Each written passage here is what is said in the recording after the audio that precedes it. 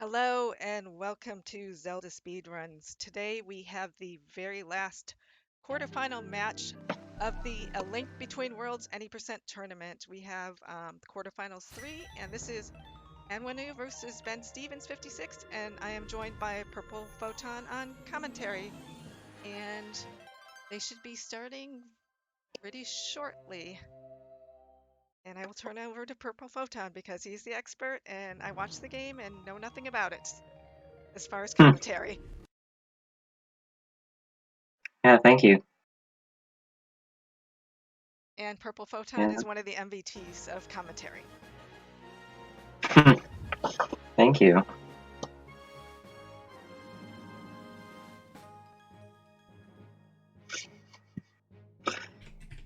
And the race should be starting any moment now. Anwonu, the 3 seed, versus benstephens, the 6 seed. Winner will face Man in semifinals.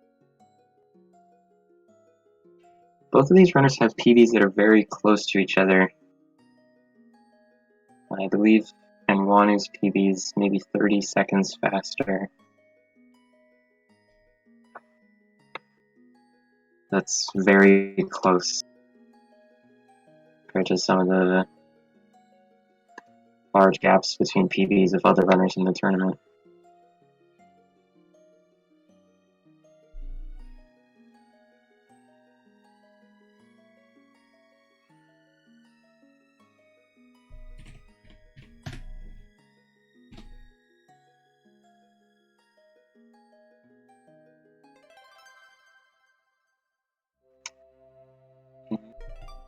Yeah.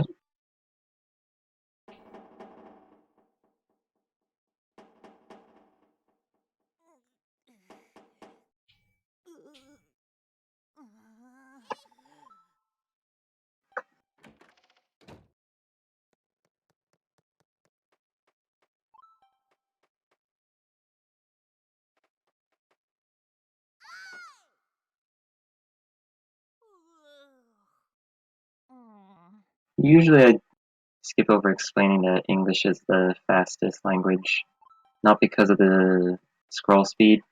Text in this game goes by the boxes, but English just has far fewer text boxes than any other language. Way back in the day, a bunch of runners and I counted all the text boxes. A bunch of different languages, and English just has like 5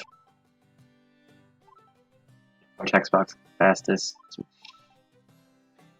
I want to say is Italian, but I could be wrong. Italian's not even available on the North American version of the game.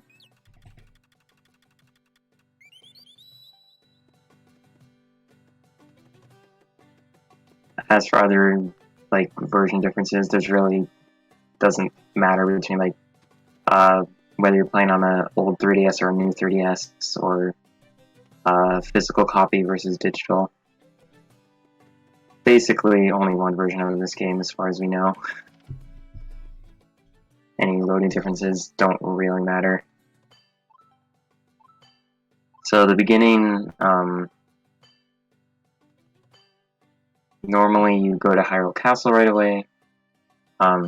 Well, you want, so you go to Hyrule Castle because you expect the captain to be there because you've got to start at the blacksmith, but he's actually at the sanctuary. But he's not at the sanctuary until you check Hyrule Castle, even though, whatever. You're not going to Sanctuary or Hyrule Castle. Neither of the runners will be going there quite yet. They want to make a detour. Kakariko is pretty close by, so they're going to be activating the Weather Vane there. Because where they really want to go first is Death Mountain. If they go to Death Mountain right away, they'll be able to activate the item shop early. But to get to Death Mountain at this point in the game, they need to be able to skip the Power Glove, because you can't get the Power Glove this early in the game. And to do that, they need to do a damage boost off of a Crow coming up. It can be a bit tricky to line up so that the Crow hits you in the right direction, and the timing is a little finicky, but it's not too bad. And then once they're in this cave, they don't actually have a sword yet, even though they're carrying it. Can't actually swing it. They need to be careful on avoiding these mini Moldworms. And they also want to try and get some rupees from these pots, which is nice because they'd be using the pots to defend themselves anyways.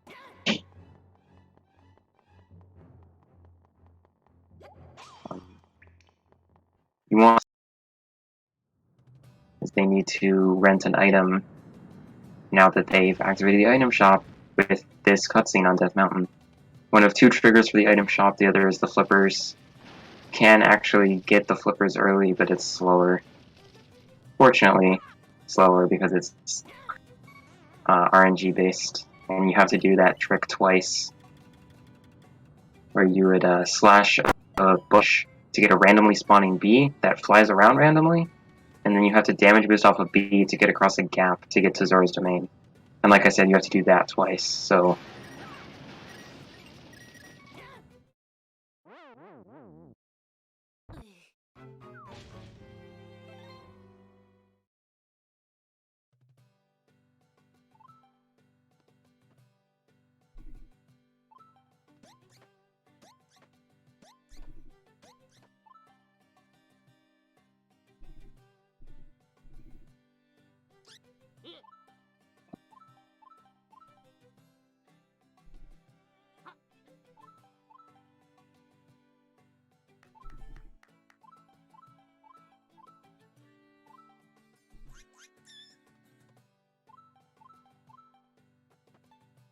So they're going to be renting the fire rod. They don't actually need it right away, but the fire rod is 100 rupees, which is tied with the ice rod for the most expensive item to rent. So it's best to get it now so they don't have to collect as many rupees later on. It's technically slower, I believe, but it's a route with less RNG in the rupee route, so most people do it.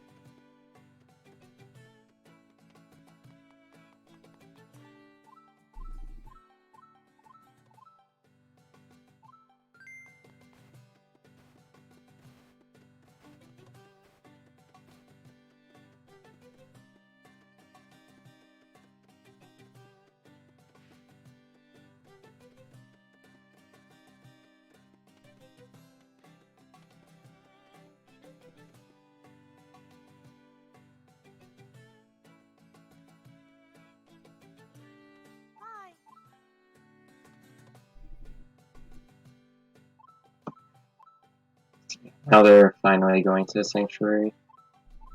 You need to come to the sanctuary in order to be able to equip items, because you can't actually equip items until you... But you could just leave the sanctuary, although it's a little bit more complicated than just walking away.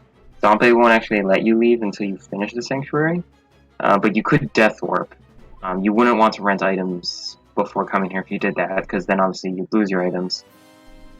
But you have to finish the sanctuary at some point anyways, because you cannot get to low roll if you do not finish the sanctuary.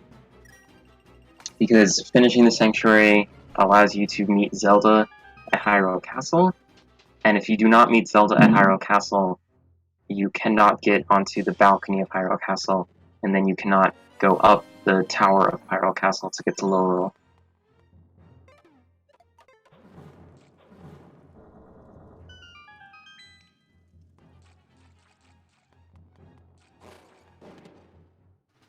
And they're going to be collecting more money here too.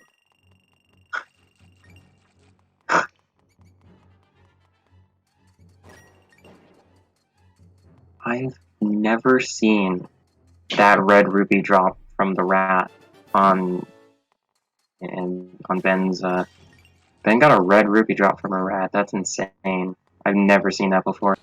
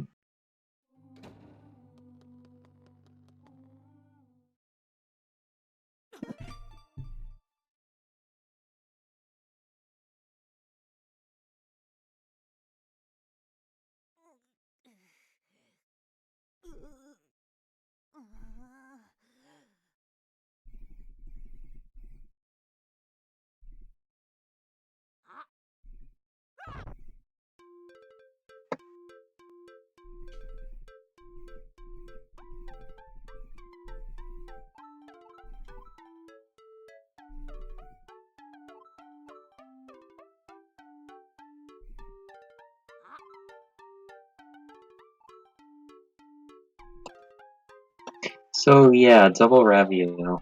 There's two kind of states of the shop, or like two different versions of Ravio.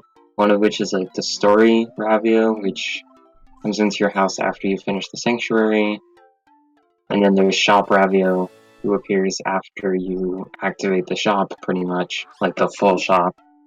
And normally when you get shop Ravio, the story Ravio goes away, but you get story Ravio after in this route, so you just have both of them for the entire run.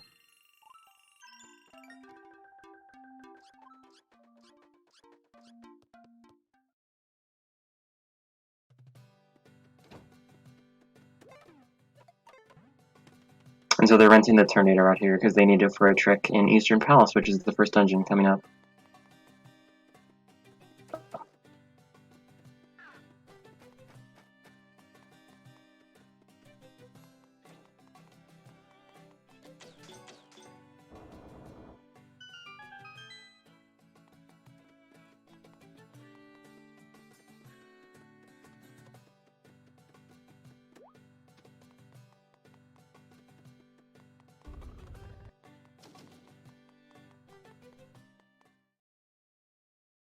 So yeah, on the first floor of Eastern Palace, the main thing is there's this cycle with the rolling balls that they want to make. They want to get hit by one so that they can just walk through the big one. And then, if they go really fast, they can get past this second small one on the left without having to go around it, and that saves a little bit of time. And then they're going to be collecting money throughout Eastern Palace. They're going to go into this room to the south that has some fairies in it that also got a lot of money. That's nice.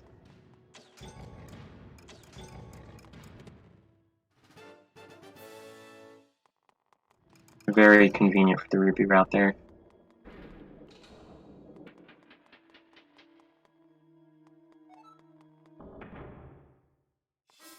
And then these Armos, you can take them out with just 2 spin attacks.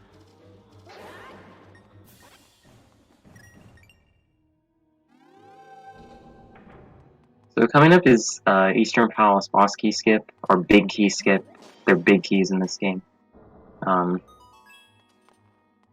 You can get hit by an Armos, and then Tornado Rod to bring the Armos up with you, and then basically your invulnerability and runs out at the right time, so that the Armos will then push you onto a wall, pretty much.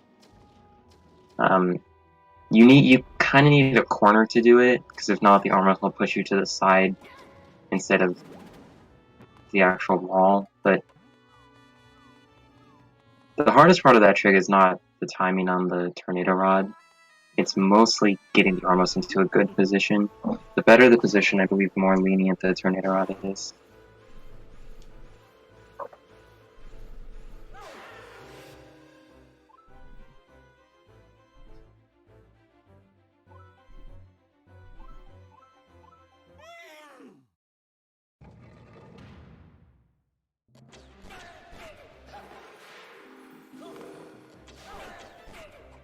So in this fight, you want to use arrows as often as possible. They have to keep track of their stamina. Even though the stamina meter is not visually present, they still have a stamina meter. And they need to keep track of that so that they don't try to fire arrows when they don't have stamina. Now they've got the bracelet, which will allow them to merge. And as they leave Eastern Palace out the back, they will be collecting some more rupees. They still need to rent 4 more items and buy the smooth gem. So they need 350 more rupees total, I believe, for the rest of the run.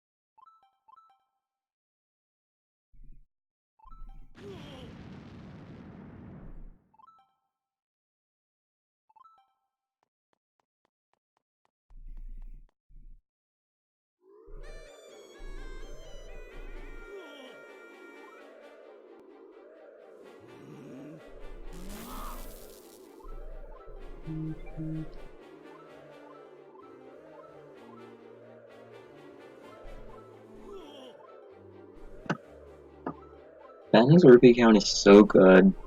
It'll be interesting to see if he takes advantage of that by maybe skipping one of the slower rupees that you get later on in favor of some RNG.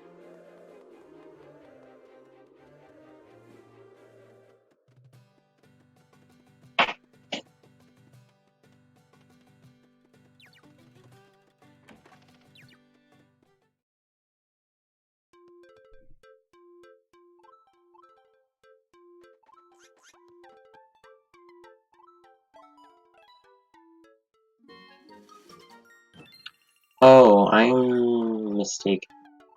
You need 450 rupees from this plan. Can't I can't do math apparently. So yeah, he won't be skipping that um that rupee that I was thinking about.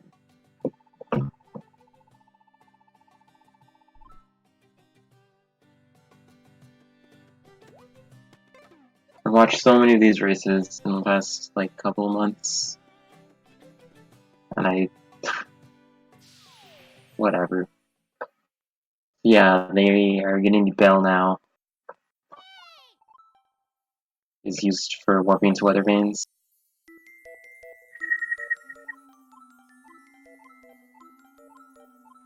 Which only happens a couple times in the run, but it's still very important that they have it.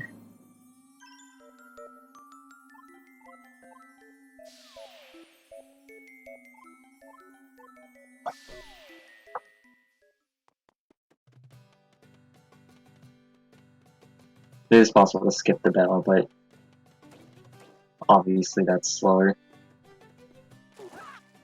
They're making their first trip to Zora's domain now. They're gonna have to come back here, because you need 2 trips here to get the flippers, so they're gonna activate this weather vane. That's the last one they need in Hyrule.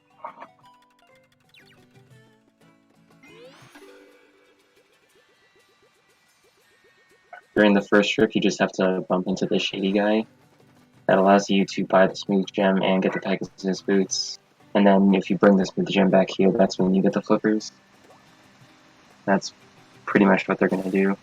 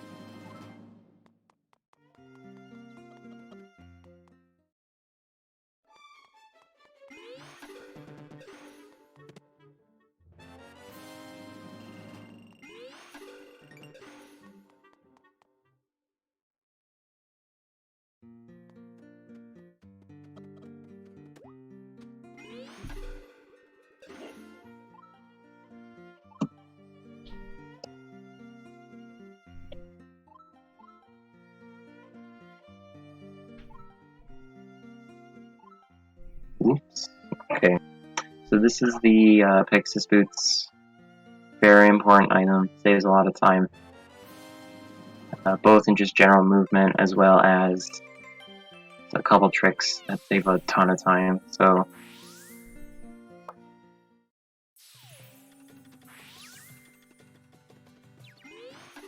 when they get the flippers, there's going to be a cutscene skip, sort of, that they're going to do. They're going to avoid a cutscene on the stairs here. By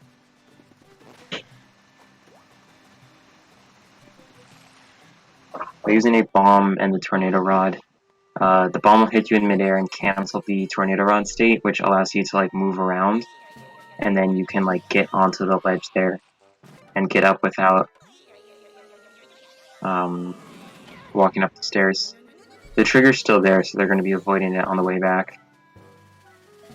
The cutscene's like of Auron eating a fish, so we call it fish skip. The cutscene actually looks pretty funny if you watch it afterwards because it's just a fish flying around.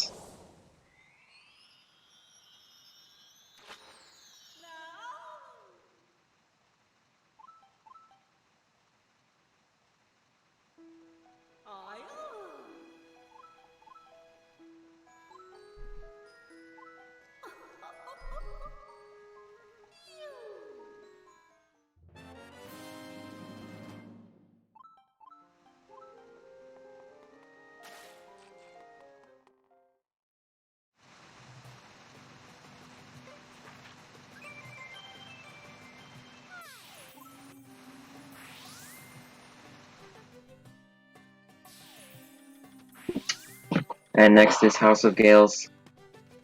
I should mention that it is possible to get into House of Gales without the flippers, but you need the flippers later on for Swamp Palace, so it's best to just get them now and not have to do a really dumb trick that's way slower and somewhat RNG based with another crow damage boost.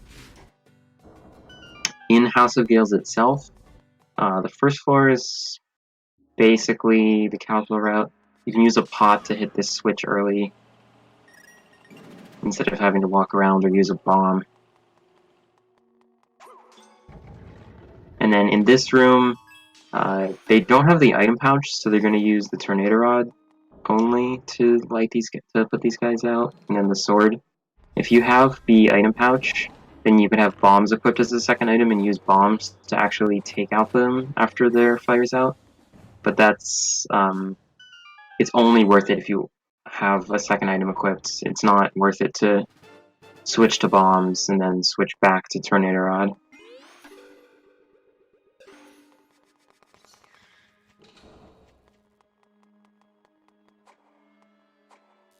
And then in this room, they can get onto this platform early by standing on the edge and doing a tornado rod. There's actually a strat to save an extra cycle on these platforms where you get to that first platform immediately, merge onto it, and then you get over to the other side by merging, and then you can tornado rod right as you walk over the void and get onto that other platform a cycle earlier. But it's like 1 or 2 frames on that tornado rod after you walk off into the void, and it's not really worth it. It does give you some extra rupees, which is nice, but it's just really not worth it for most runners. So they're going to use a tornado rod to get that key early from below. They're not going to use that key on the door you're supposed to use that key on, so because right after they get the boss key, they're going to be doing a trick to get to the 3rd floor early. Then they're going to use that key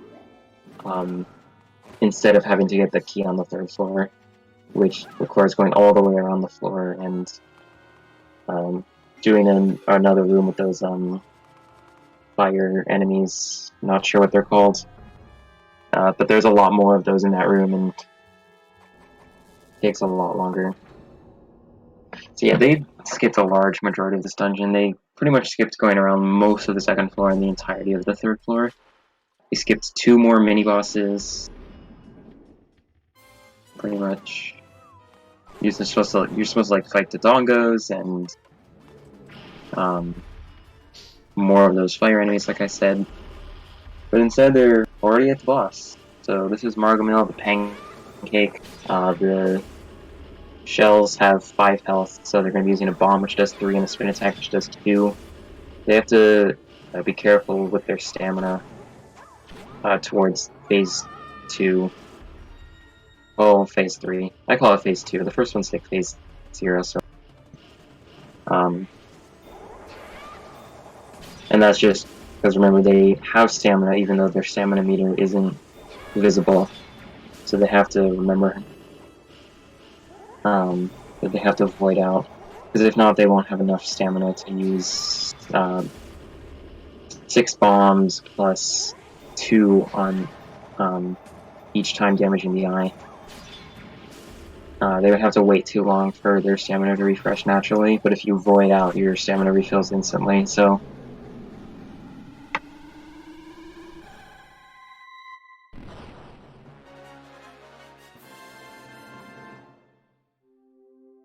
looks like Anwonu's a little bit ahead of Ben, but I can't tell because Anwonu seems either he's dropping frames or just what I'm watching is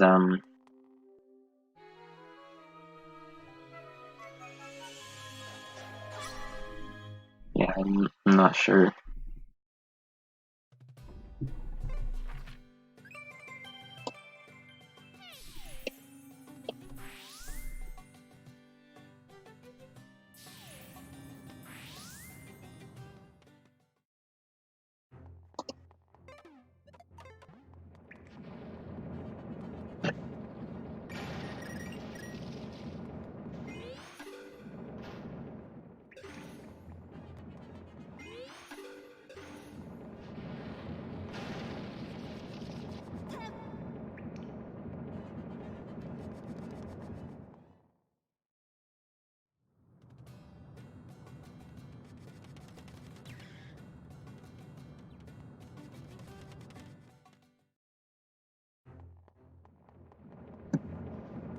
Yeah, so the caves leading up to Tower of Terror are pretty straightforward. There's this one trick here where you can do a dash and you just stick to the wall, and then you have to cancel it at the right time so you don't fall down on the other side.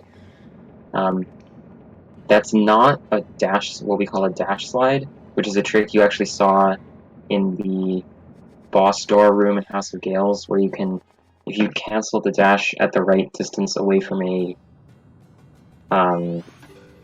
gap, then you'll actually slide across it. That one you cancel after you're like already in midair. It's really weird. That wall just like sticks you to it. The Tower of Hera is most runners' least favorite dungeon. There's a 2-frame bomb rod, which is the same trick as Fish Skip. Fish Skip's way more lenient, but this one's 2 frames. It's got a pretty decent visual cue, but 2 frames at 60 FPS is still very precise, so it can definitely be an equalizer in a race that's this close. You could see Anwonu struggle with it, or Ben struggle with it, but I guess not. Anwonu seems to have gotten it first try. Ben's still dealing with these mini Moldorms. So if he doesn't get this first try, he will definitely lose more time. And he was slightly early. Meanwhile, Anwonu's just waiting out of bounds for his stamina to refill. Second try really doesn't waste too much time, and Ben gets it second try. It maybe wastes probably 10 seconds, which isn't too bad. After that, each tries, I'd say, around 15 seconds, just because you have to wait a little bit longer for stamina to refill.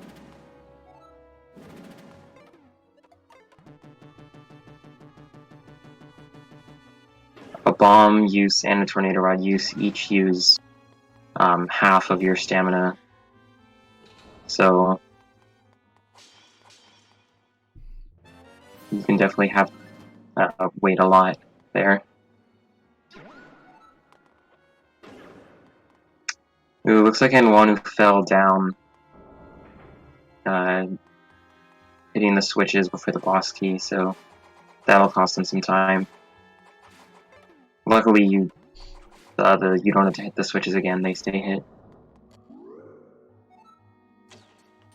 So that probably made up for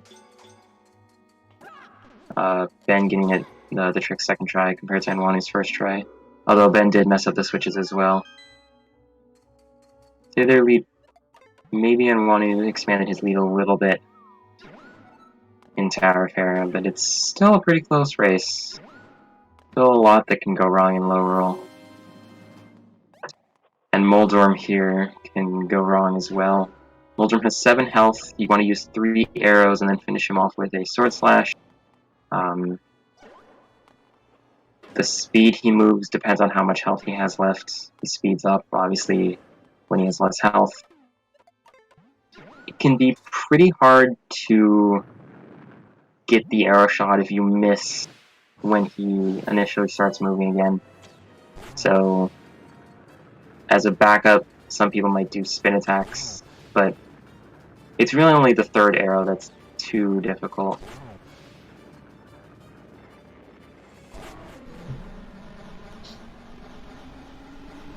And depending on how you line up the yeah, depending on what RNG you get, the last hit can be pretty easy or a nightmare.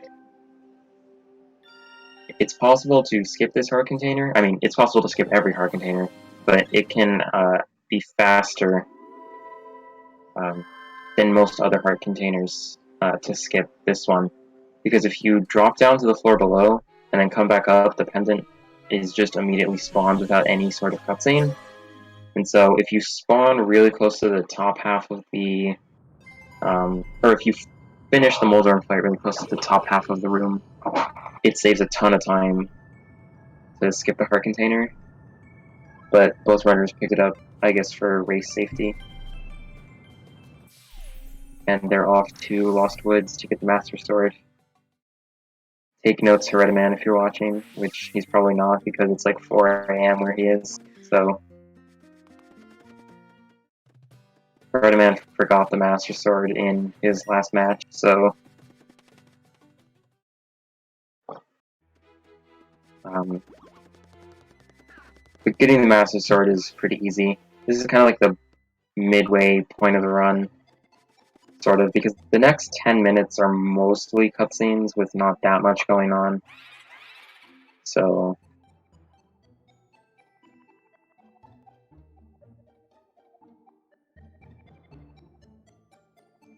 by the time they get to Lower World, that will pretty much be the exact midway point of the run.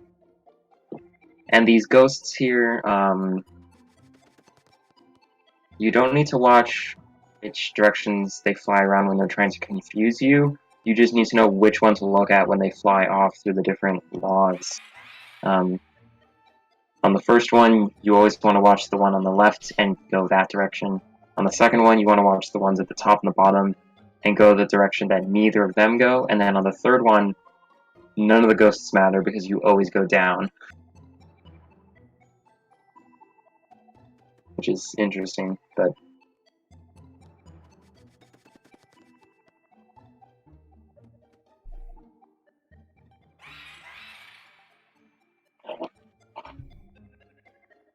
the time difference between paths is very minimal, although it's around a second, or it's around like 2 seconds total, I think. Not a big deal.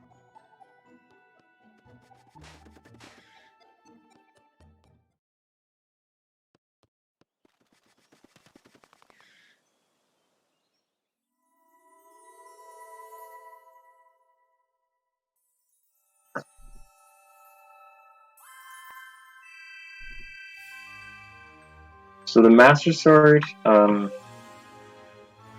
has two shop-related triggers related to it. Once you have the ability to get the Master Sword, that's what allows you to get Quick Equip, which will allow you to change what item you have equipped, or items, without pausing.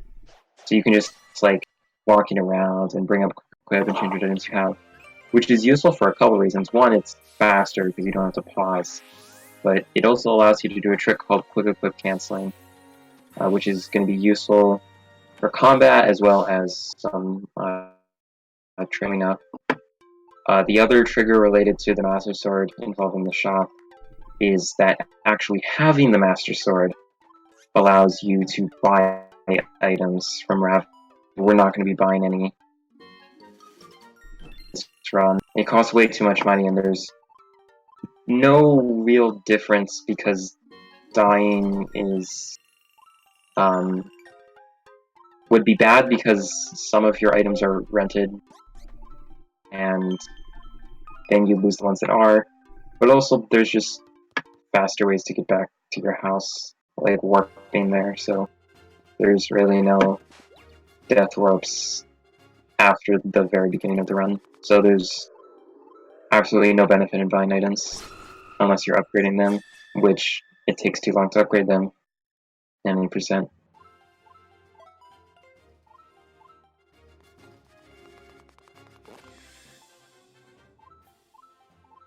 Yeah, Hyrule Castle.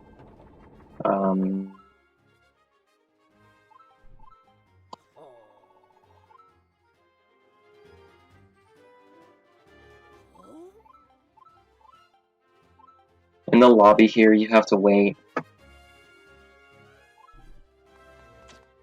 Remember, this is supposed to be like the beginning of the game when you go to Hyrule Castle and you meet with Zelda.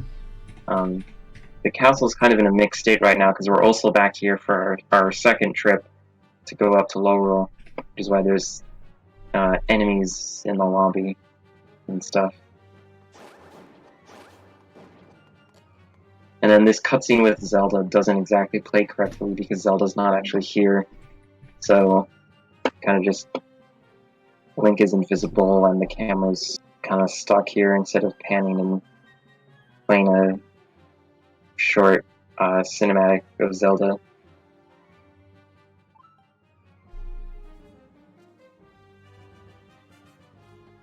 And like I said, Zelda's not actually here, so you just see this like red soldier where Zelda's supposed to be standing. Kind of funny.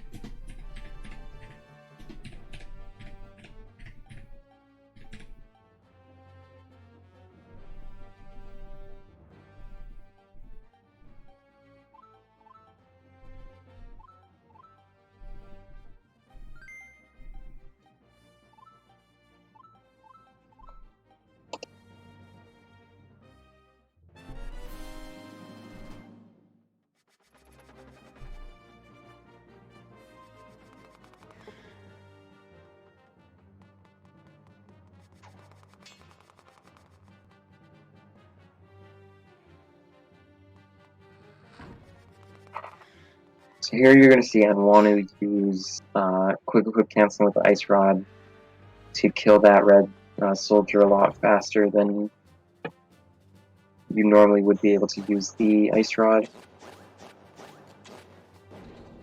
And that's basically just bringing up quick equip, cancels the item animation. Unequipping an item with like normal pausing and then equipping a different item accomplishes the same thing, but then you have to actually unequip the item and then re-equip it with another pause. Meanwhile, Anwonu is messing up a Tornado Rod lift very similar to the one in Eastern Palace, although this one's actually significantly easier. It looks like he was finally able to get it. See how Ben does with it.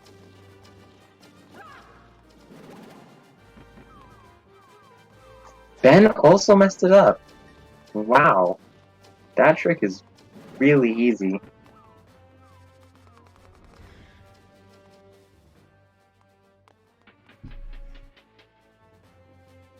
So here, this is the one time you see Zelda in the run, actually. Other than at the final boss, when she just gives you the Bow of Light. And I guess in the ending, when you're getting the Triforce here, but there's not a lot of Zelda in this run.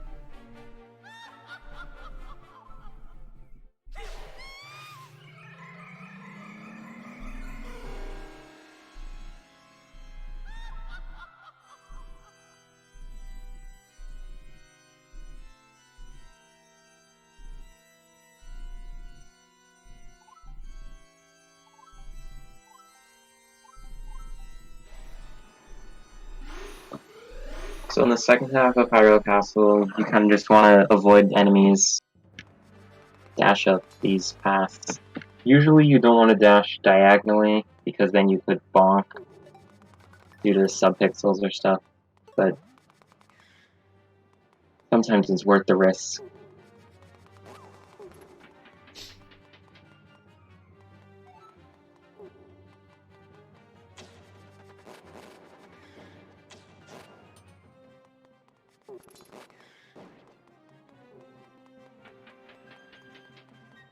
And then Yuga 2 has 10 health. Normally it's supposed to be 2 hits, like 2 damage per cycle, sort of. But you can actually do more damage per cycle on the 4th phase, or 4th cycle. You can actually do 2 full spin attacks on the 4th cycle, and then you'll get a 4 cycle instead of a 5 cycle. So you want to try and do that. It can be a little bit random, although you can usually still do it. But if the paintings cross themselves, then you can pop out of either one, or either one can be the real one if the real one crosses with the fake one. And you can tell which one is real based on the flame on the staff.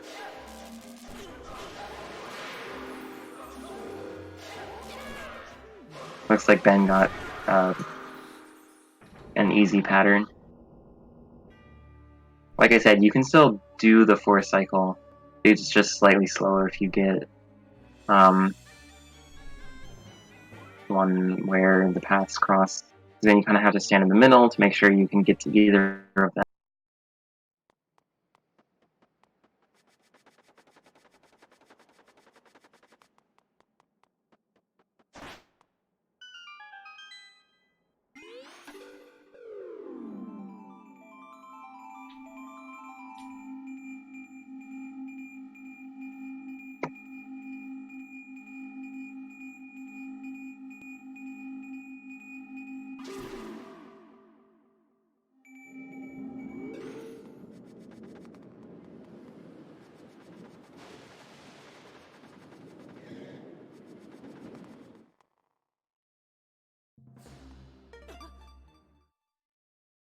So Laurel is a lot more open.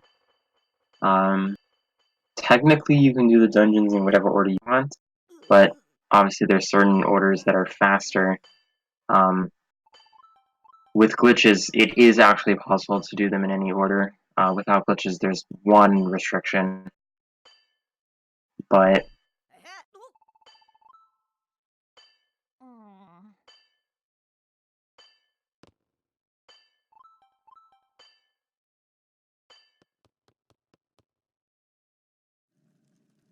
they want to do Thieves Hideout last because it'll skip a cutscene. They want to do Swamp first because it's closest other than Thieves. They want to do Desert after Swamp because it's closest to Swamp. And then after that, you sort of have some freedom. You want to do Ice, Skull, and then Dark, immediately followed by Turtle. But those 3 you can do in any order. I believe Ben and Anwonu will both be doing Ice Ruins 3rd. And then I think Anwonu will do Skull 4th. And then Dark Turtle, where Ben will do Dark Turtle and then Skull 6th.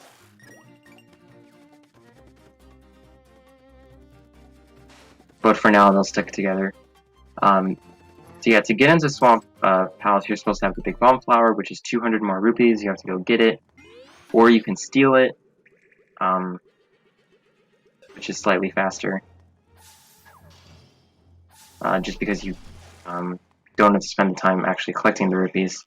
But instead you can do this Ice Rod clip, where you take advantage of Quick Equip to walk underneath the ice as it falls down, and then it pushes you out of bounds, and you can walk into the loading zone. And then you can do another Ice Rod clip in the actual dungeon to get out of bounds and go down to the right. This clip is somewhat inconsistent, and looks like Ben was actually able to overtake Anwonu due to Anwonu failing that clip. So we'll see how he does with the rest of the dungeon, because it's still anyone's game at this point. The dungeon's pretty difficult. So they're going to do one more clip. This one's a little bit more consistent than the previous one, but it can still be a little bit tricky, especially with this enemy in the way. Ben's going to take his time to get rid of it. So now that the water level is raised, they can clip out of bounds in this room, and then they can swim all the way around here. And then they're going to carefully get around the staircase, and then they're going to pop up on this like out of bounds collision, walk over into the boss room, fall down through the ceiling, and then they're going to carefully swim out of bounds, get into a precise position, which is hard to do because they're in the water, swim down towards the boss room, stay like partially in bounds, but like stay out of bounds, carefully edge their way over to the staircase that leads up to where the painting is, and looks like Ben was able to get the boss skip pretty quickly. He did fail the clips a couple times total, but that was pretty good, and some very confident out of bounds movement at the very end there. Let's see how Anwonu's going to do it. Like I said, his stream is kind of going kind of a slideshow for me. I don't know what's wrong on my end, but he looks like he was able to get it, so very good that both runners were able to get it, but Anwonu did, again, lose his lead to Ben over the course of that dungeon, so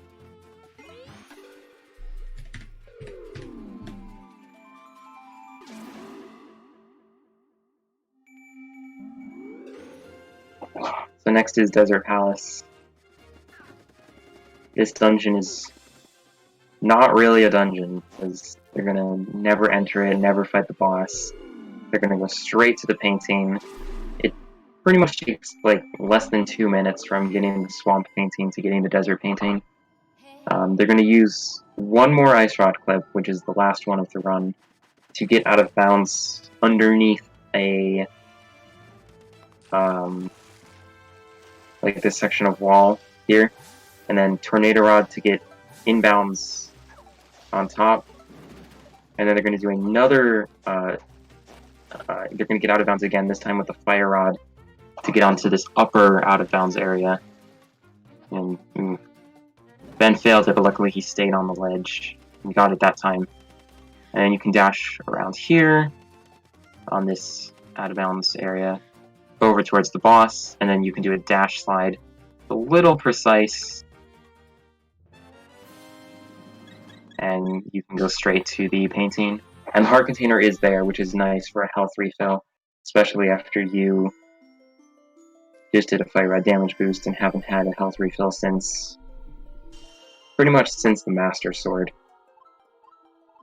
About 10 minutes ago, and 10 plus minutes ago, almost 15 minutes ago.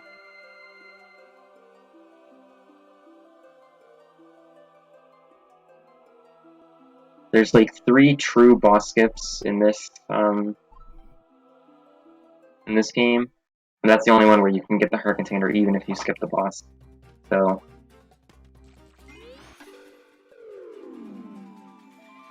I say 3 true boss skips because there's a 4th where you technically still kill the boss, which is in Ice Ruins coming up.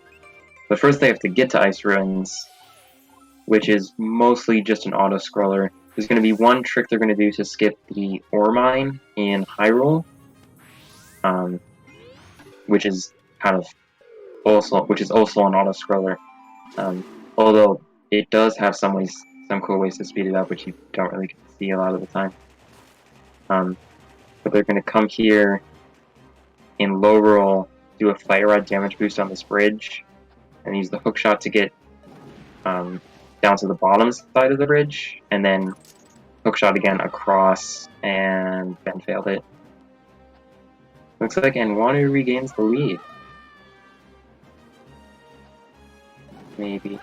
Oh, Anwonu's also failing it. Maybe I spoke too soon. Then you can hook shot across and you can stay out of bounds here. And the reason you want to make sure you stay out of bounds on the other side is to avoid a text trigger. Looks like Ben just barely has the lead at this point. This might be the closest race we've had all tournament. Up to this point in the run.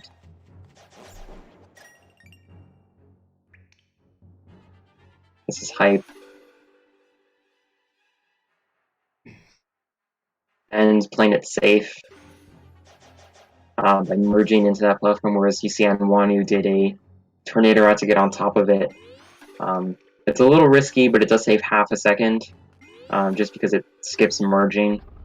And every time you merge or unmerge, actors are frozen for 15 frames. So, half a second.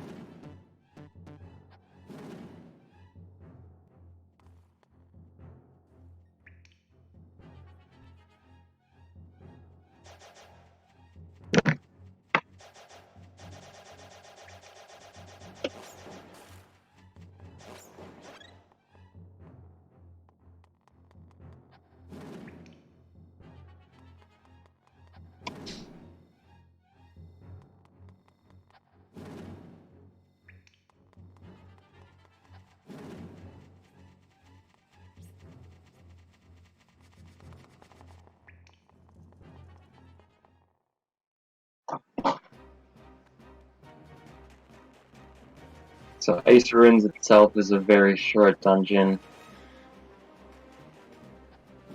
You're going to be clipping out of bounds almost immediately on this elevator once they activate it.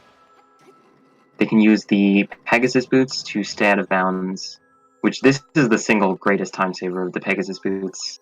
Probably saves more time than all the movement you can do with the Pegasus boots combined. But you can dash up to stay out of bounds here, and then walk carefully to a specific spot where you want to fall down directly. Looks like Ben was able to get it. Ben did fail that trick in one of his matches, where he landed on the bottom half of the boss arena, which is very unfortunate because that causes the boss to fully spawn. They are so close to each other.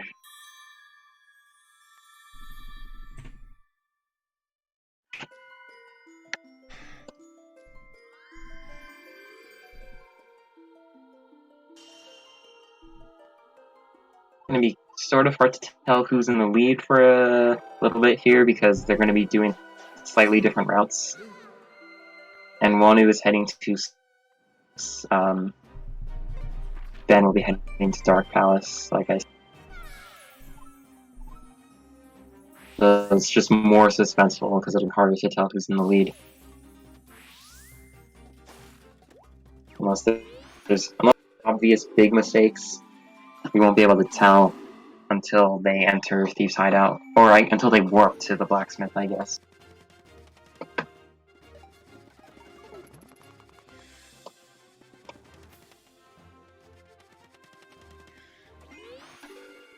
Is my chat really... I haven't been able to see chat on my... Should probably refresh this.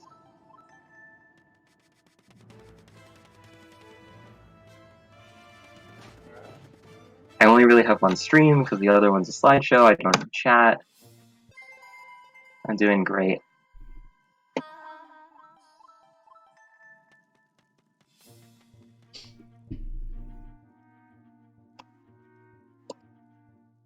So to get into Dark Palace, there's supposed to be this maze that you have to go through, but you can skip the maze using this enemy.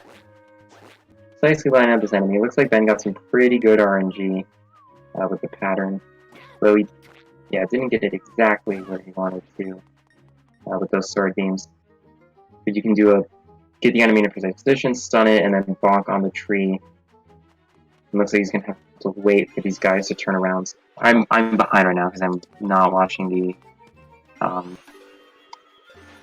stream page because I had to refresh it, but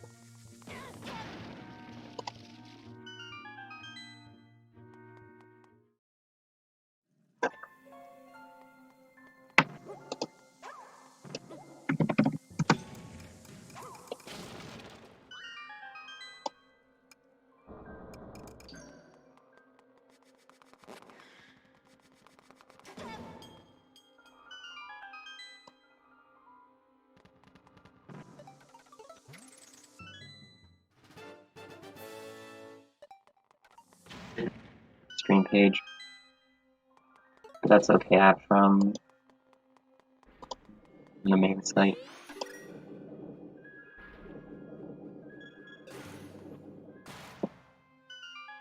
Right. And Dark Palace, for the most part, I mean, with some exceptions towards the second half, for the most part, they're pretty straightforward. You just go through. In Dark Palace, basically what you want to do is you want to go to the bottom floor, or go to the top floor, break the walls open that are kind of boarded up or whatever, to let light down to the bottom floor, and then that opens up the path to the boss room. Skullwoods is pretty much just, there's no overall gimmick to it, it's a pretty linear dungeon. With some side rooms that you don't need to go in, but towards the end of Skull, there's some more interesting things. There's one RNG room where you can lose like 10 to 15 seconds almost if you get bad RNG. There's a cool dash you can get to a key early. I'm saying all this because I have no idea where Anwonu is because his stream is just frozen for me.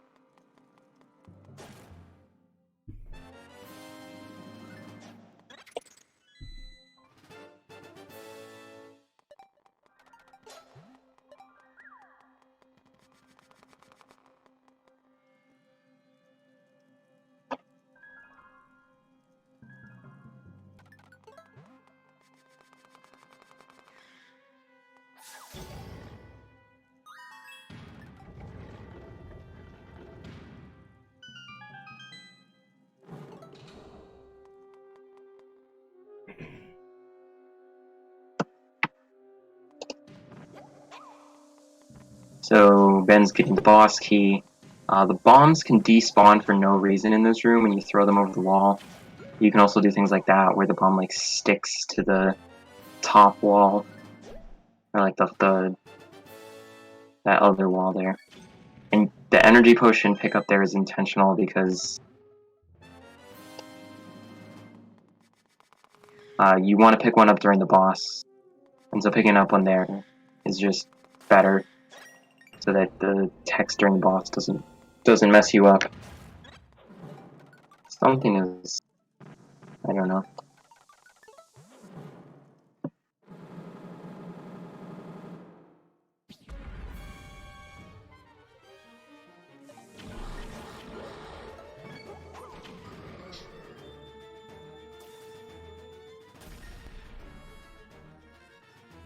Yeah, so this Gemosauri.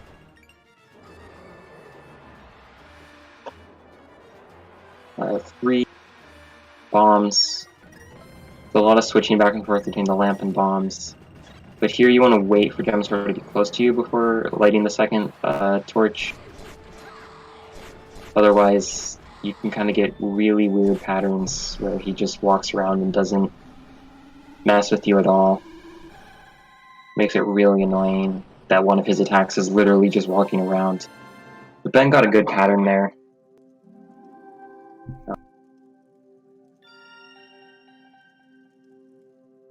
So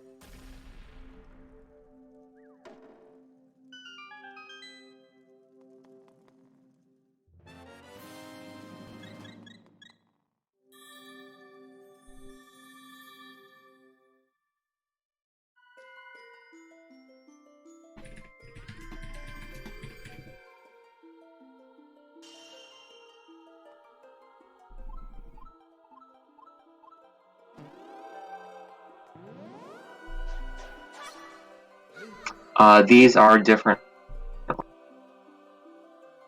Anwonu will now be going to Dark Palace. Ben will be doing Turtle Rock. And then Skull Woods. And then Anwonu, of course, will do Turtle Rock after dark. They will sync up right before they go to Thieves' Hideout. Which is a little bit annoying because they were so close. At the end of Ice Ruins, Ben just had a very slight lead. And now it's really hard to tell who's in the lead right now. I believe Dark Palace is a slightly longer dungeon, just because it takes longer to get to, and there's fewer skips in it. Although I could be wrong. Fredaman maybe in the chat can correct me. Yeah. So yeah, the reason you want to do Turtle Rock after Skull, or Turtle Rock after Dark, gosh, these different routes are confusing me, is because of that damage boost that Ben did a while ago. Alright, I'm assuming it's a while ago because my stream is behind. Let's see. Yeah, so, oh gosh, animation storage too. I'm just so behind, I'm sorry, I apologize. You can basically swim up into the dock and store the animation of jumping up onto the dock, and then use it whenever you brush up against the wall for the next time. So you brush up against the wall underneath that grate in front of Turtle Rock, and then you can tornado around through the grate and get in the dungeon without rescuing the turtles, because killing the animals is always faster.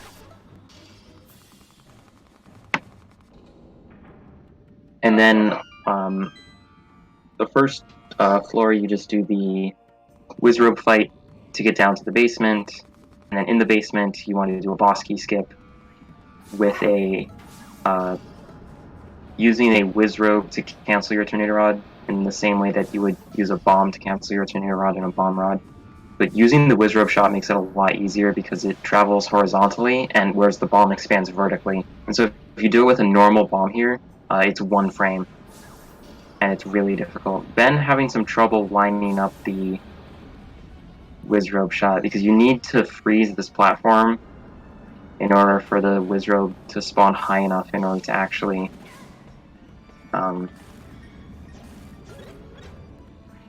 pop you up onto the ledge. But Ben gets the actual boss key skip first try after struggling with the positioning with the whiz robe. And then this boss is also RNG, similar to Gemasaur, but it's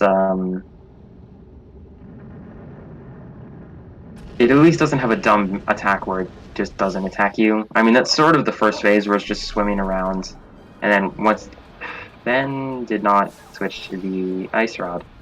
Okay.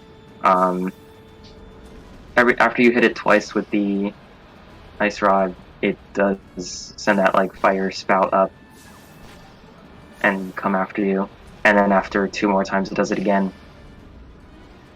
But other than that, it pretty much just walks around. And then in the second phase, it has 3 attacks. The headbutt, which it can the number of headbutts it does in a row depends on how much health it has. Every time it does headbutt, it'll do 1, 2, or 3. And then it can also do a fire attack and the spin. If it spins, you want to run into it because that'll end the attack early. If it does flame, you just have to wait because it's the attack goes on for so long regardless. And Ben has gotten hit by 2 headbutts, so he's got to be careful. He can only get hit 1 more time.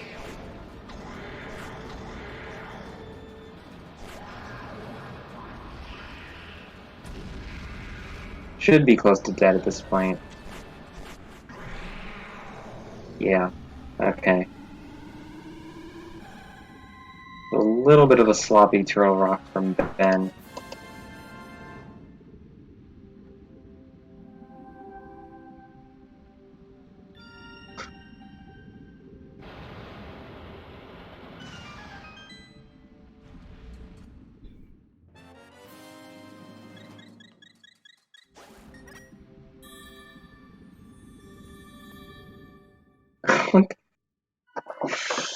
Okay then.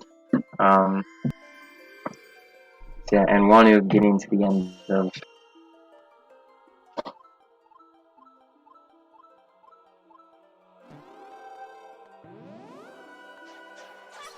Yeah, I think Ben lost a bit of time. He might be behind now. I think from here, from the end of TR to Skull is a little bit longer than the end of Dark to the end of Turtle, but I could be wrong. And Ron is also finishing out Gemstar here, so he does have a little bit left here.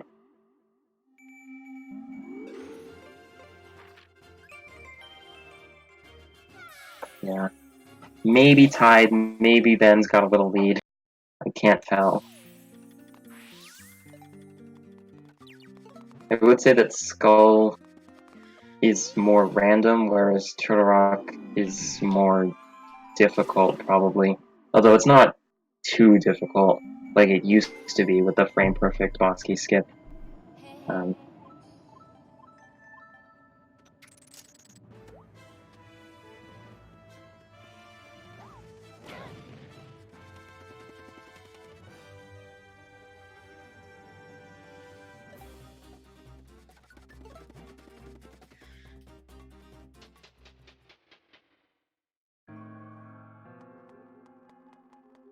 Yeah, I'll try to explain more of Skullwood since I kind of missed it.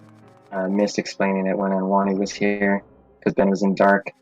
The first couple rooms, you're basically going in and out of the dungeon through different entrances throughout the like outside Skullwoods area. It's mostly the beginning's just avoiding enemies both in the inside and outside, optimizing movement like you always should.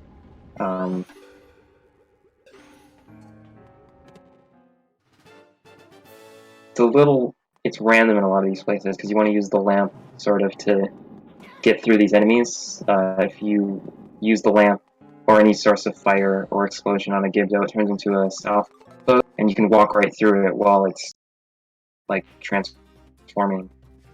Ooh, it looks like Anwonu struggled with the damage boost to get to Turtle Rock.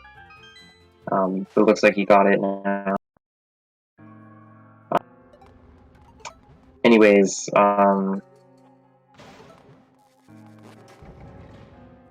yeah, quick equip cancel the hammer there. The hammer is weird because if you quick equip cancel it too early, you won't swing it at all. Because there's a delay before you even swing it once you press the button. You have to be careful there. Not sure exactly how Anwonu's party room went, but we'll see how Ben's goes. If you get really good luck and the enemies leave you alone here, then you can push this statue and then Tornado Rod onto this wall before the Wallmaster comes. And Ben got almost perfect pattern. He had to slash that Stealthless out of the way, but yeah. If that Stealthless had ignored him, that would be actually perfect. But that one sword slash, it's pretty much perfect. More often than not, that room goes horribly wrong, so I'm sure Ben's very happy with that room. And then this mini-boss, this one Gibdo here you just kind of have to deal with.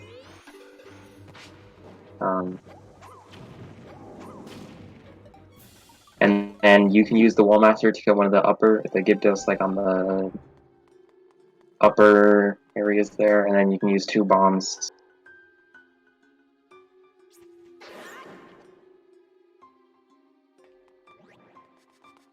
Then you can use this dash here to get the key. And then you can just void out to get back on top.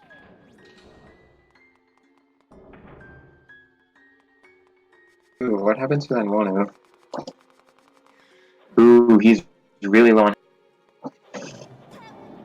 So here Ben's using turning the Stalfos turning the Gibdos into Stalfos.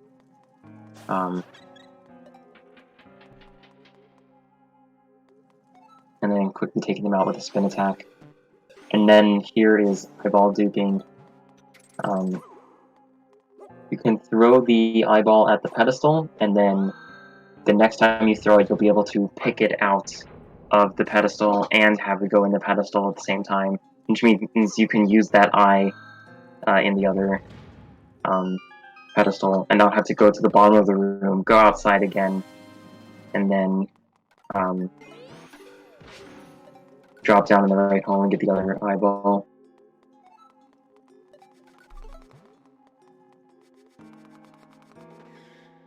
Frankly, I can't even remember which hole you're supposed to drop down into.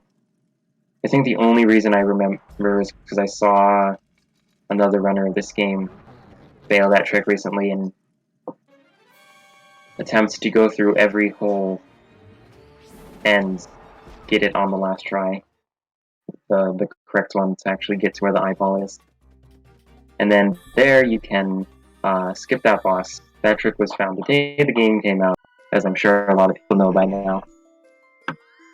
Just Tornado Rod as it's coming down, or as it's going towards you, I guess. And it pushes you through the wall. Yeah, and Ben is definitely ahead at this point.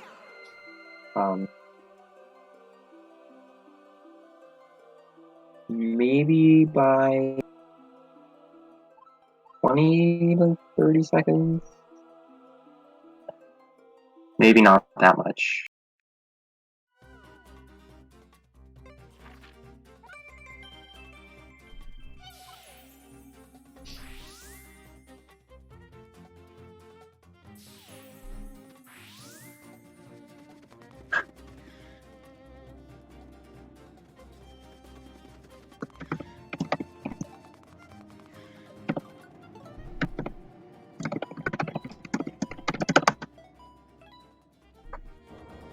Yeah, so the code to get into Thieves Hideout here is the second, the third, and then the first. Because as everyone knows from Ocarina of Time, 23 is number 1. Yeah, I'd say Ben's probably around 30 seconds ahead or more.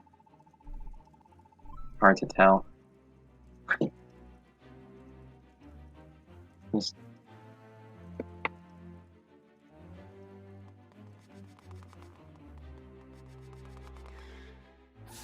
Yeah, so Thief's Hideout is the most boring dungeon. It's got one trick towards the beginning, in this room actually.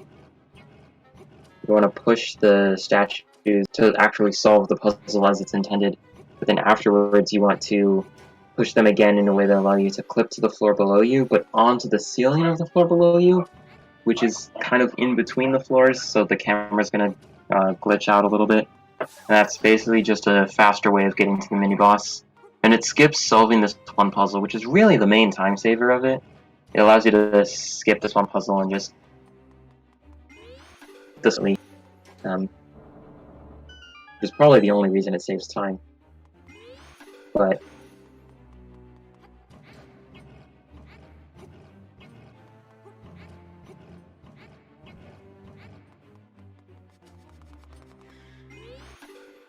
it's unfortunate that you have to solve this puzzle, even though you're not actually going to go up through the door that you just opened by solving the puzzle immediately. But you have to come backwards through this room at the end of the dungeon when you're escorting Thief Girl. And if the door is closed, Thief Girl cannot walk through it from behind, even though Link can. So, that is always my biggest evidence, of why Thief Girl sucks. Because some of the stuff with this out of bounds, you can actually get to the boss room. Ben is really struggling to hit that switch. You can get to the boss room out of bounds, from out of bounds like this, with a little bit of more, yeah. Using that same out of bounds, you can get to the boss room. But the boss does not spawn without Thief Girl. You can even get into the loading zone that you walk through in the cutscene after beating the boss, but the cutscene does not continue if you don't have Thief Girl, so... yeah. Ben just barely messed up the 2-cycle there. It looks like Anwonu messed up the clip, so he has to push those again. You actually want to not have sword beams for the Igor fight, because that definitely mess up the 2-cycle. But it's still pretty difficult even if you don't have sword beams.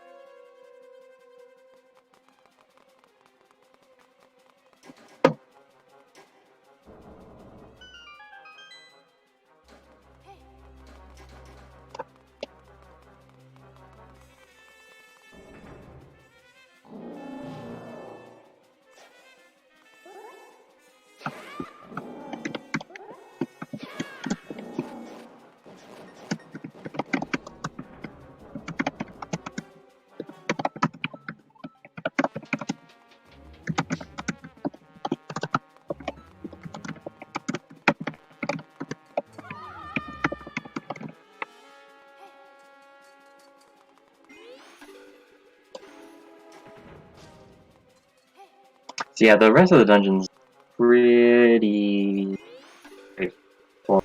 A couple optimizations. There's going to be a cutscene they want to walk around the trigger for later in this room. A couple other optimizations coming up in later rooms, but it's pretty much just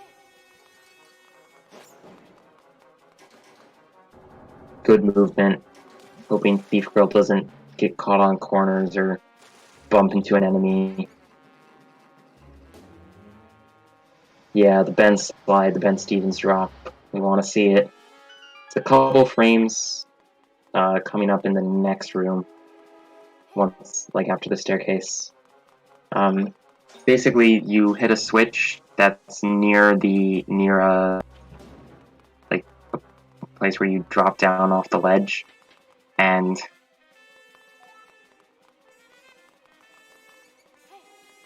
yeah, this room now. You can dash into the switch, and if you cancel the dash at the right time, you will slide and fall down during the cutscene, but he missed it.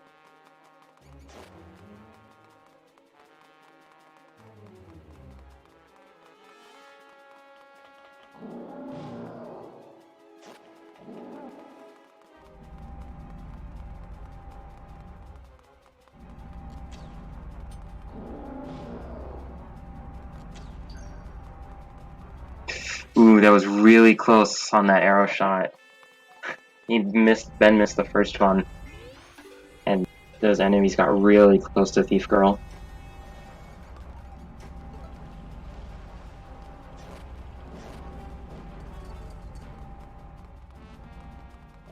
And coming up in this, now that he's back in the statue room, there's these two enemies that spawn. You want to kill one of them with bombs, the one on the left, and then you can deal with the one on the right with your sword. It looks like Ben didn't quite get it.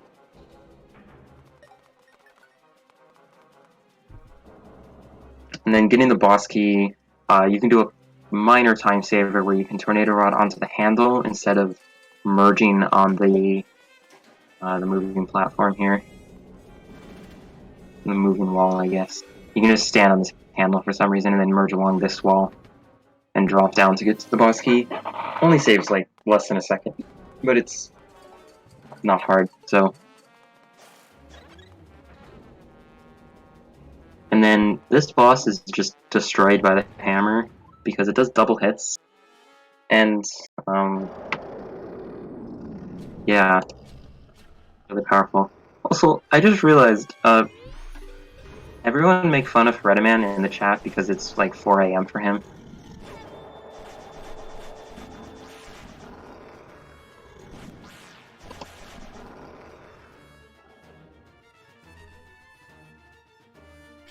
So it's really on the second and third phase where you start to see the benefits of the hammer.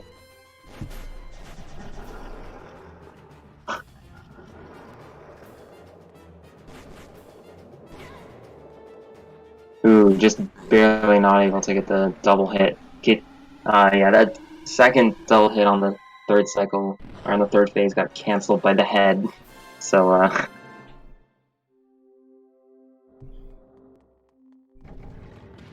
that was a pretty good fight from Ben. Meanwhile, Anwonu just entering the fight. So, Ben is one stall blind ahead. I will.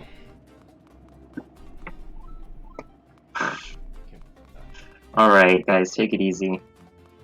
It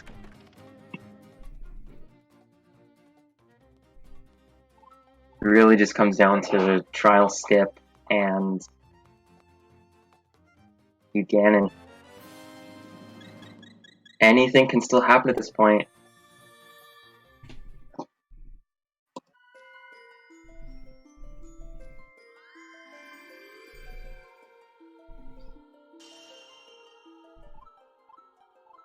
I did say to make fun of him, but I didn't realize how many people.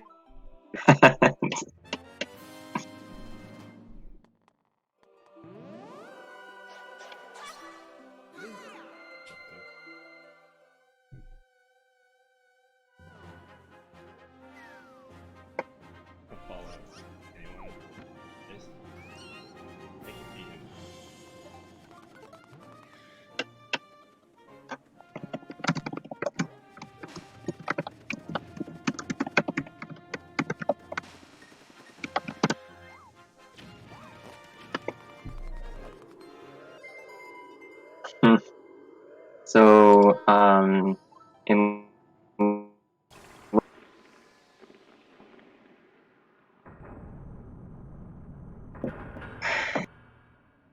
you want to go straight for the bomb trial and do a trial. Each of these runners are going to be doing. Ben typically was doing the alternate trial skip, but he might be out of practice with it. The original trial skip method is definitely one that you can do a lot more easily without having practiced it recently. Although to be good at it, you obviously want to practice it. And Wanu might be going for the old one. I don't remember which one he goes for. There is a tunic upgrade in this dungeon, but it takes too long. And the runners should be fine with green mail.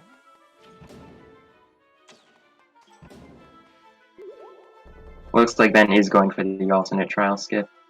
You get fewer tries at this, and it's a little bit more precise. I don't believe Ben's saved, though, so we'll see. But he got that trick first try, so really nice.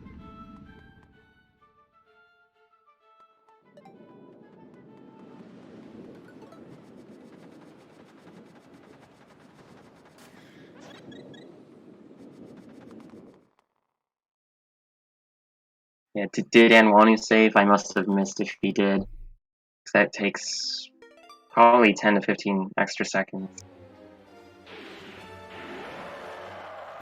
This is still one of the closest. This is definitely the closest race we've had, I believe.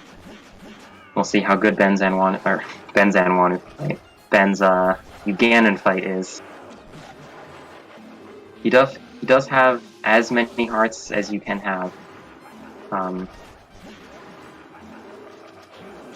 Obviously, you cannot get hearts in or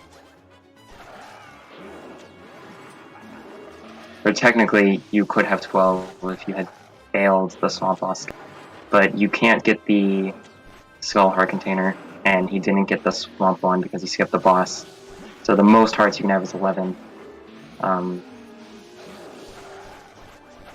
Which is pretty much as safe as you can play. Like I said, the male upgrades Swamp, you don't go anywhere near it, and Thieves Hideout, or Laurel Castle, gosh, I am tired.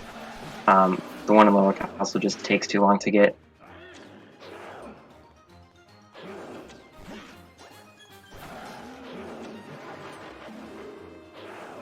You sort of want to use the bow, because it's got a higher DPS than the sword, I believe. The main advantage, though, is you can get a pretty high DPS when you're far away. Yeah, Ben's having a pretty safe fight. I wouldn't say it's necessarily that good, but definitely pretty safe. I wouldn't imagine he thinks he's got a comfortable lead, just because he knows that Anwonu's PB is better than him, and at the very least, it would be a close race. But he's definitely playing it safe. And now that he's got full health going into the second phase, this is pretty much a done deal.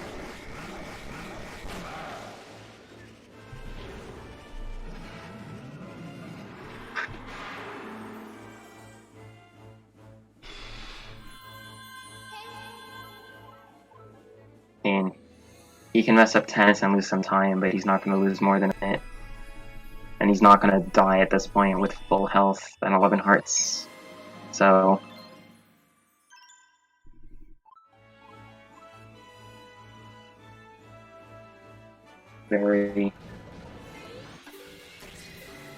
I just have to say this is the best race of the entire tournament so far. This is why you play matches instead of just giving the win to the person with the lower PB.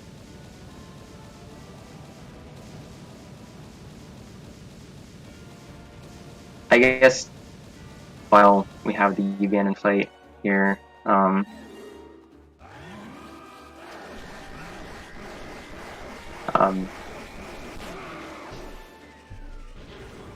strat you're supposed to sort of do, which I don't believe we saw either runner do, is this manipulation where you get Ugandan to do an attack where you can get a lot of hits in, which is the spear throw.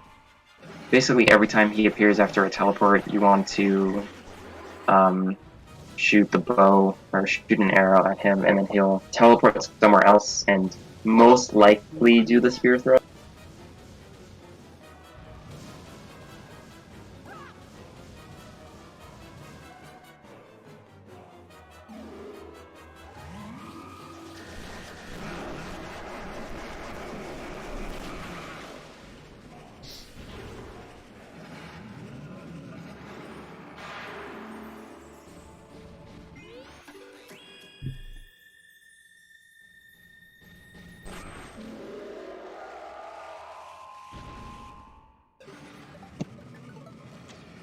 Yeah, you can't mess up the third tennis because it's just mashing, and you really can't mess up the last bowl of light shot. So once you finish the second round of fairies, you're pretty much guaranteed to finish your run.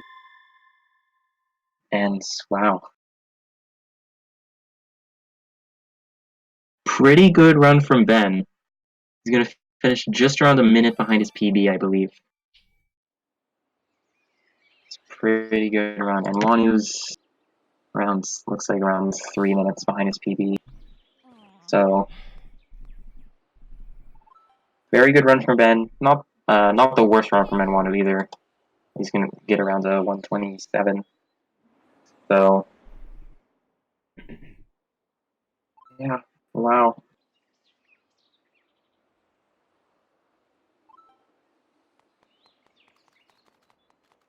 I'm very interested to hear Ben's reaction,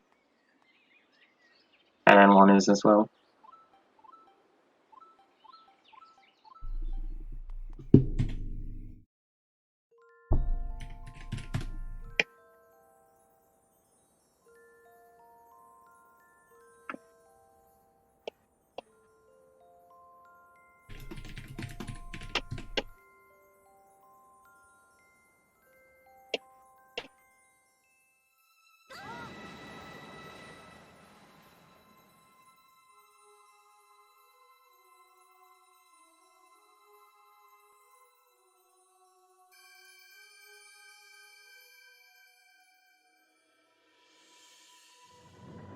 Ben's official finishing time was a 126.20.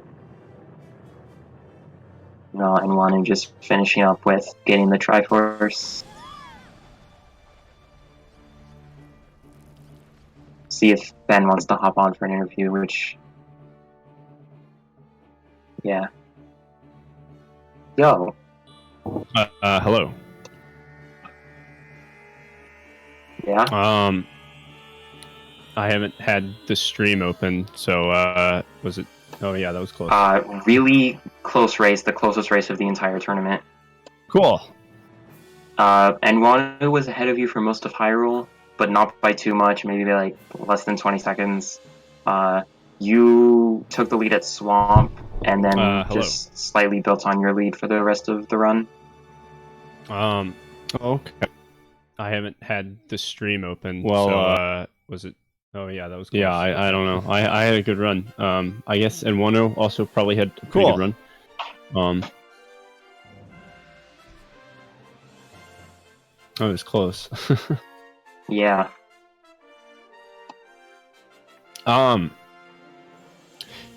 Yeah. Oh, am I echoing?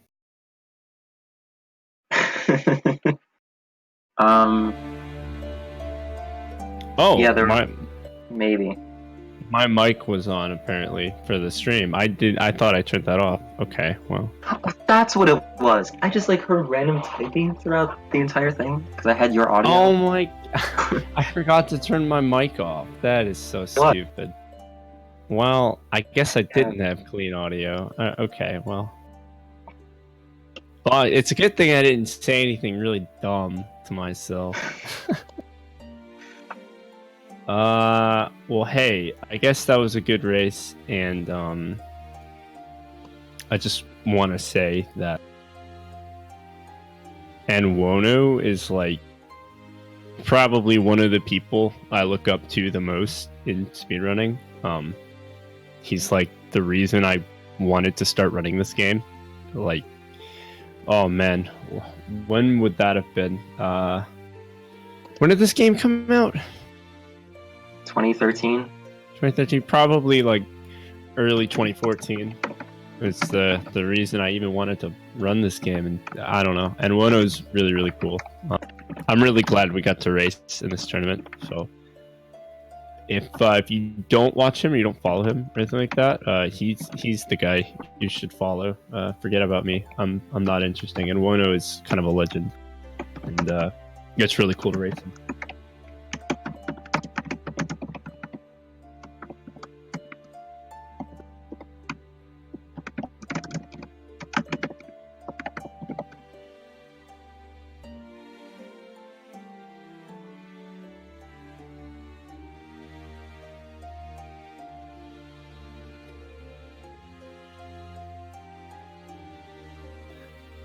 I think you probably did hit him in. I know we've talked about it before. I definitely a very big inspiration for me.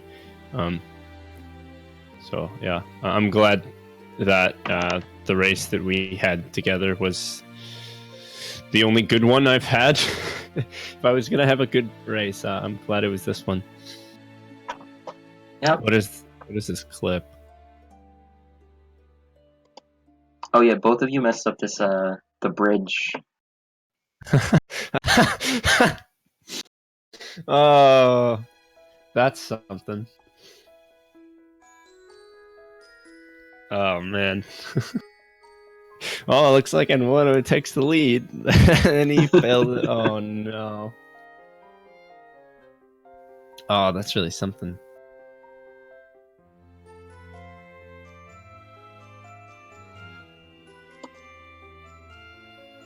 So hey, who does that mean I'm racing next? Heard a man. I'm sorry. Shoot, the two hardest ones. That's something. Well, I guess I have to continue not practice because it worked out pretty well. It did.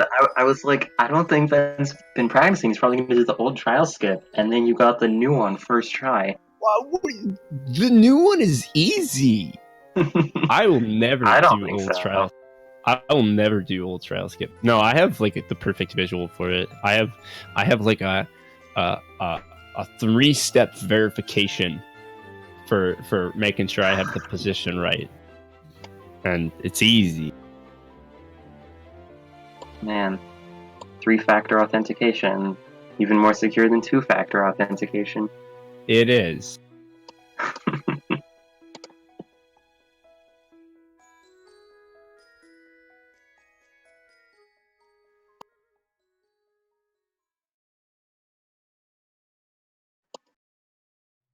I can't get 124 either, so.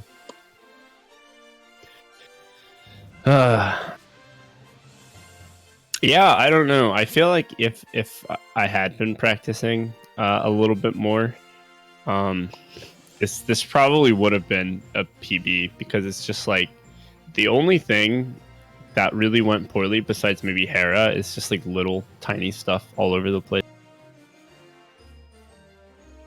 It was very good, and yeah. And I'm glad we both had relatively good times. I think that's really cool. So hope the viewers enjoyed. I don't know. I don't have a whole lot to say because kind of just think both of the speed runs spoke for themselves for the most part. Yeah, they were overall pretty clean. Just a couple like mistakes on either side. Nothing major.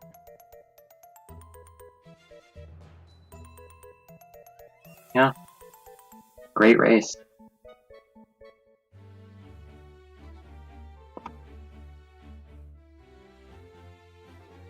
Well, if you have anything else left to say, I don't really have anything. The other semifinal is scheduled for Thursday. Araxis versus Idius. Right, and then we're gonna take a month break. Yeah, I don't think no. so. Yeah, I hope not. I love ALBW, but I'm ready.